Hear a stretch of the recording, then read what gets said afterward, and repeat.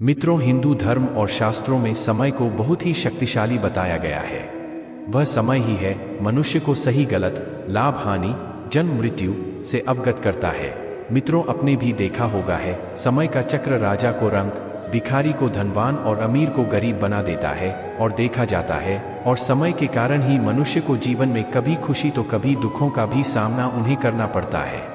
अच्छा, तो क्या आपने कभी यह सोचा है कि आपके जीवन में शुभ और अच्छा समय आने वाला है, उसका पता पहले ही कैसे किया जा सकता है? अगर नहीं तो चलिए हम आज इसके बारे में बताने जा रहे हैं, जिससे आप आपके भविष्य में अच्छे समय आने के संकेतों को कैसे समझ पाओगे। आज हमको कुछ ऐसे ही संकेतों के बारे में बताने जा रहे हैं जो भगवान कृष्ण द्वारा बताए गए 7 संकेत हैं, जिन्हें भगवान कृष्ण द्वारा नारद जी को बताया गया था। चलिए तो आगे बढ़ते हैं अपने टॉपिक की ओर और आपको बताते हैं वह 7 संकेत जो भगवान कृष्ण द्वारा बताए गए हैं।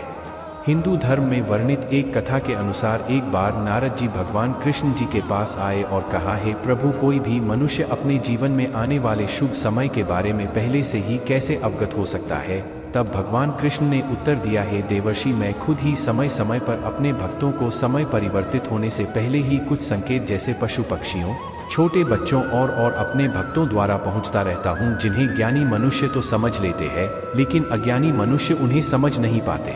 भगवान कृष्ण द्वारा बताए गए 7 संकेत निम्नलिखित है।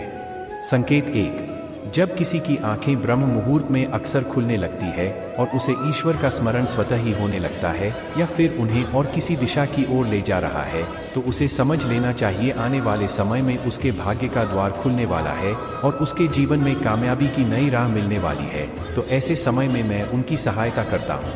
संकेत 2, इसके बारे में बताते हुए भगवान कृष्ण कहते हैं, जब कोई मनुष्य प्रसन्नचित होता है, हमेशा उसके मुख में मुस्कुराहट रहती है, अर्थात वह मुस्कान से भरा हुआ रहता हो, तो ऐसा मनुष्य जब अपने क्रोध पर विजय प्राप्त कर लेता हो तो उसे समझ लेना चाहिए अब उसके जीवन में खुशियों की बारिश होने वाली है। और जब मनुष्य प्रसन्नचित से और शांत मन से जब किसी चीज के बारे में सोचता है तो उसे उम्मीद से भी ज्यादा अच्छा परिणाम मिलता है, क्योंकि आपने सुना होगा कि प्रसन्नचित मनुष्य के मन में ईश्वर का वास होता है तो आदमी को सफलताएं भी प्राप्त होती है। संकेत 3, इसके बारे में भगवान कृष्ण बताते हैं, जब किसी के द्वार पर गौ अर्थात गाय बार बार खाने को आए या बंदर उसके घर की वस्तुएं बार बार उठा कर ले जाने लगे या फिर उसके आंगन में बिल्ली बच्चे को जन्म दे या फिर पक्षी उसके घर में आकर अपना बसेरा बनाने लगे, तो मनुष्य को समझ जाना चाहिए कि आने वाला समय उस मनुष्य को और भी ज्यादा शक्तिशाली बनाने वाला है और वह अपने जीवन में नई नई ऊंचाइयों को छूने वाला है। तो उसे परस्पर अपने निर्धारित लक्ष्य में ध्यान आकर्षित करने की आवश्यकता है, जिससे उसको निरंतर सफलता मिलती है। संकेत 4, इसके बारे में भगवान कृष्ण बताते हैं, हे नारद, जब किसी मनुष्य के घर पर छोटे बच्चे बिना बुलाए बार बार आकर खेलने लगे या उन्हें देखकर बार बार मुस्कुराए, तो ऐसे में भी उस मनुष्य को समझ जाना चाहिए उसका आने वाला समय खुशियों से भरा होने वाला है और नए रिश्ते उनसे जुड़ने वाले हैं। मित्रों, आपने भी बड़े बुजुर्गों और गुरुओं को कहते सुना होगा कि बच्चे स्वयं भगवान का रूप होते हैं, और आप इसके बारे में क्या सोचते हैं, नीचे हमें कमेंट में बताएं। संकेत 5, इसके बारे में प्रभु बताते हैं, जब मनुष्य के खर्चों में कमी आने लगे और कमाई के स्रोत में वृद्धि आने लगे, ऐसे में उस मनुष्य को यह जान लेना चाहिए उस मनुष्य का बुरा वक्त जाने वाला है और उसके बाद से उसके घर में स्वयं लक्ष्मी वास करने वाली है। ऐसे में उस मनुष्य की सारी परेशानियां जाने वाली है और उसके घर में धन ठहरने वाला जो पहले नहीं ठहरता था। तो आदमी को निरंतर इसके लिए प्रयास करते रहना चाहिए।